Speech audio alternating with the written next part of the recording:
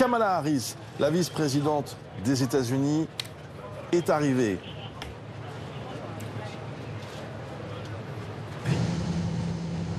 Ulysse Gosset, c'est important hein, cette présence. Hein. Ben oui, c'est, je dirais, le symbole physique de la réconciliation à petits pas de la France et des États-Unis après le scandale des sous-marins et la trahison américaine. Mais là, hier, avec Emmanuel Macron à l'Élysée, ils ont célébré tous les deux une nouvelle ère des relations. Alors on verra ce que ça donne, mais sa présence est importante pour deux raisons. D'abord, effectivement, c'est un geste fort de la part de Joe Biden qui envoie cette vice-présidente pleine de charme, 57 ans, incarnation de la diversité, une icône américaine d'une certaine manière, qui est en difficulté. Il faut le remarquer dans les sondages, sa cote de popularité a chuté à 28%. C'est dire quelles sont les difficultés de l'équipe démocrate de la Maison-Blanche aujourd'hui. Mais Kamala Harris, c'est pas simplement la vice-présidente.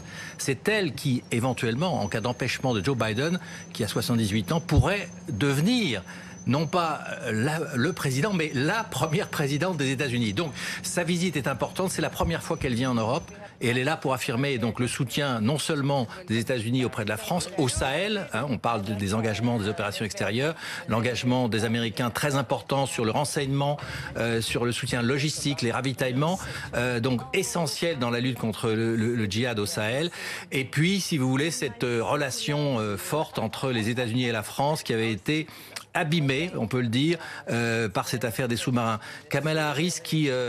hier, avant-hier, est allée également à l'Institut Pasteur, où elle a rencontré des scientifiques français parce que... On peut peut-être écouter... Ah, maintenant, on n'a plus l'image, malheureusement. Cette lutte contre la pandémie reste une priorité à la fois pour les Américains et pour les Européens, en ce moment même où la pandémie continue de reprogresser un peu partout dans le monde.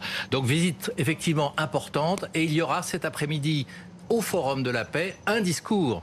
Sans doute le premier grand discours de Kamala Harris sur l'état du monde. On l'entendra justement sur la Pologne, sur l'Ukraine, sur le Mali et la Chine.